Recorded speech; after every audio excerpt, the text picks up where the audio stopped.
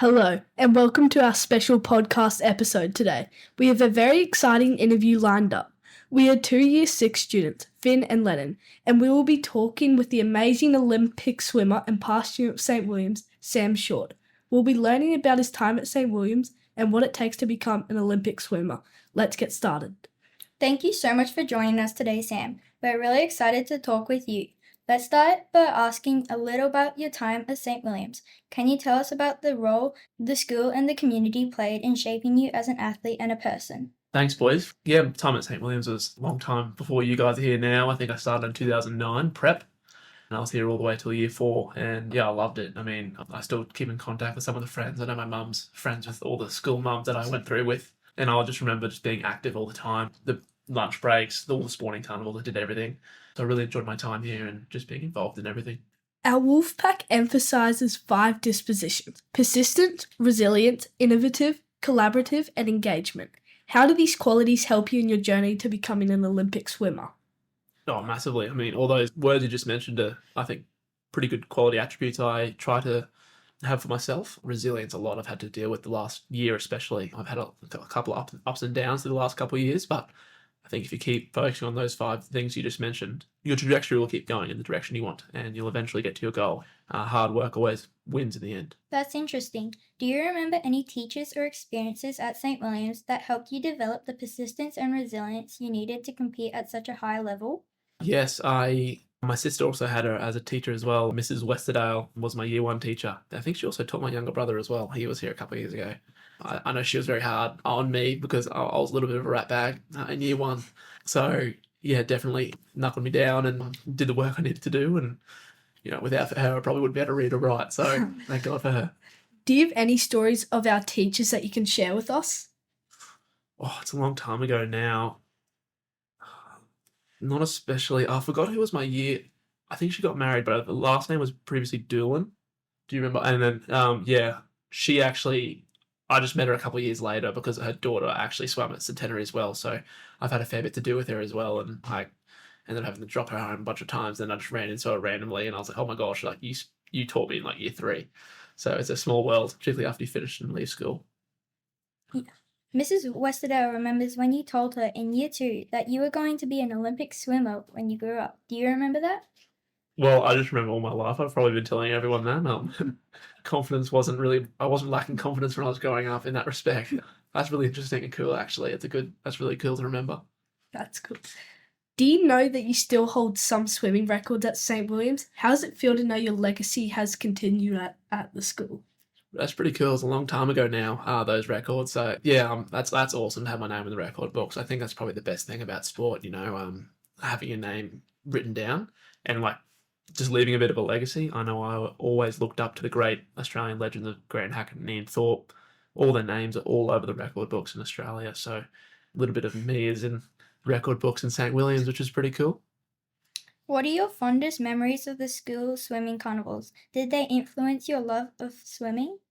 Yeah, I think any sort of opportunity to get your competitive juices out, particularly when you're young, you just want to get out there and race and win everything, no matter what it is. School swimming carnivals was a great time to swim and race, but also do it with your schoolmates as well, which I think was the best bit. And I think the team aspect, which sometimes is missing in individual sport, really comes to life in those sort of school carnival environments. Do you remember what house you were in when you were a student here? The blue one. Yeah, all my siblings were in the blue one. What's that called again? Chisholm. Yeah, Chisholm. I think I've still got some of the old Chisholm shirts actually at home. Yeah. What advice do you have for current students like us who aspire to break records or achieve big goals in sports? I think just keep enjoying your sport and enjoying what you do, but also don't shy away from the challenges. And sometimes, well, actually every time, failure is actually a good thing.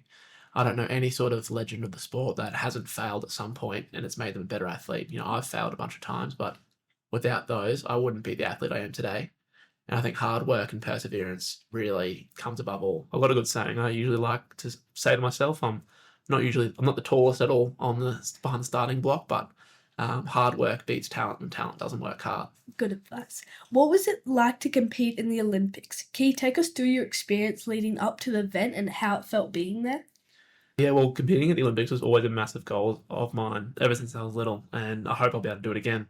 pretty much the lead up was probably rougher than I've had in previous years. Compared to 23, I was best form I've ever been in my life. 24 this year, I've battled a fair bit of illness throughout the year and a bunch of injuries, which is a new experience for me. 20 years old, I haven't really dealt with too much ups and downs in the sport, but I ended up achieving the goal of making it, and that was a dream come true. Already knew I was like, I'm going to book in my tattoo to get the Olympic rings on me, which is pretty cool. And in the Olympic Village, the environment, I'm next to the greatest athletes in the world, no matter what sport. I got a selfie with Novak Djokovic and Alcaraz, which is pretty cool.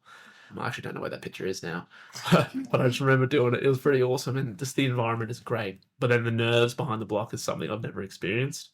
Went in ranked first, and one event, second in the other event, ended up coming fourth overall, and I think I was 0.06 or something off the bronze medal and 0.1 off the silver medal, which was hardship. But I think I took everything the right way and just realized what I need to improve, and it was an awesome experience in the end. And I think some of the best bits were after you sort of finish racing and the whole team celebrates together.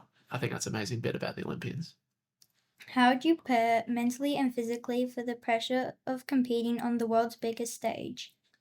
Just practice. I think you need experience to deal with those sort of things well. I surely haven't mastered it yet, but I know my first team in 2022 at Worlds, I was in Budapest and I had never been overseas, and I was overseas for the first time racing overseas, and I did horrible.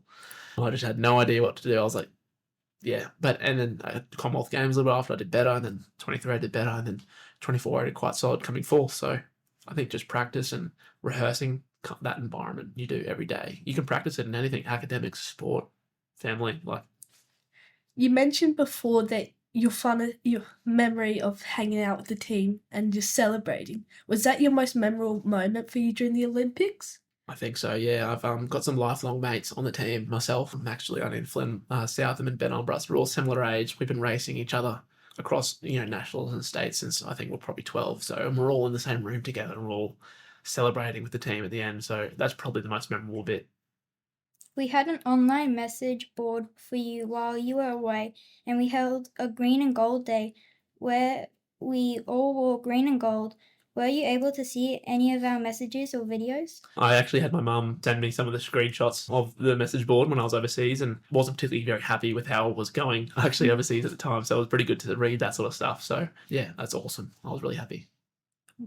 What challenges have you faced throughout your swimming career, and how have you overcome them? Well, I mean, first of all, probably when I was a bit younger, I probably grew later than others. So I was very short until I was probably 17, 18. So I was racing 14-year-old boys that were like 6'3", which is quite rough, but everything evens out in the long run. I know overseas at Wells in 22, I got diagnosed with melanoma cancer on my back, which was a big battle and hurdle. I had to actually get that removed while overseas, which was interesting, in a Hungarian university hospital. And then, shoulder injuries and illness, just managing that sort of stuff. But I think all that comes with the job of being an athlete and trying to reach the highest level. Yeah, it must be tough getting all those injuries and illnesses while you're away.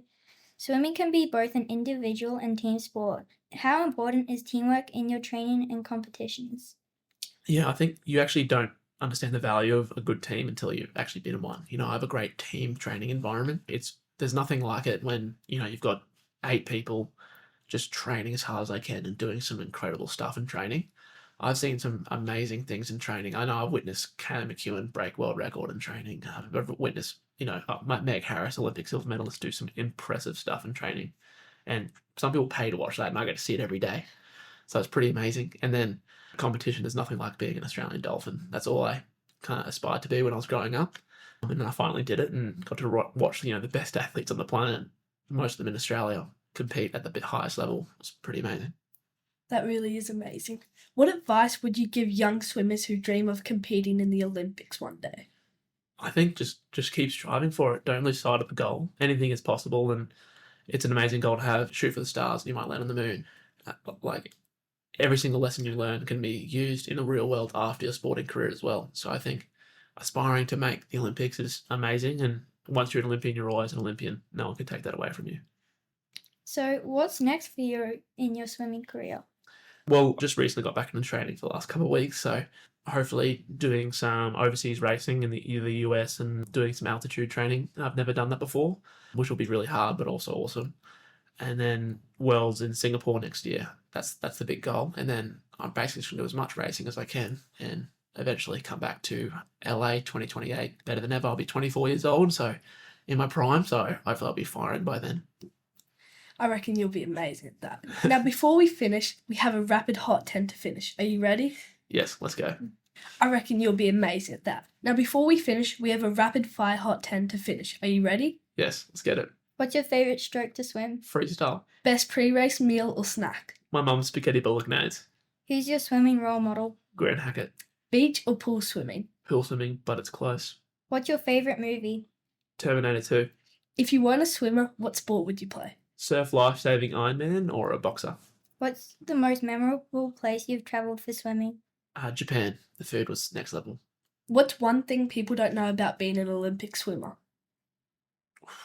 Oh, the amount of hours it takes to train. I think, 11 swim sessions, 3 gym sessions, all adds up. What's your favourite school subject at St. Williams? Math. 3 words to describe St. Williams. Fun, energy, and also charisma. That's so good. Thank you so much for that and for sharing your story with us. It's been really inspiring to learn about your life and all that you do. And thank you to everyone listening. We hope you enjoyed this special episode of our podcast. That's all for today's episode. Thank you for tuning in, and we're looking forward to bringing you more inspiring stories in our next podcast. Have a wonderful day. Cheers, guys. Thanks for having me.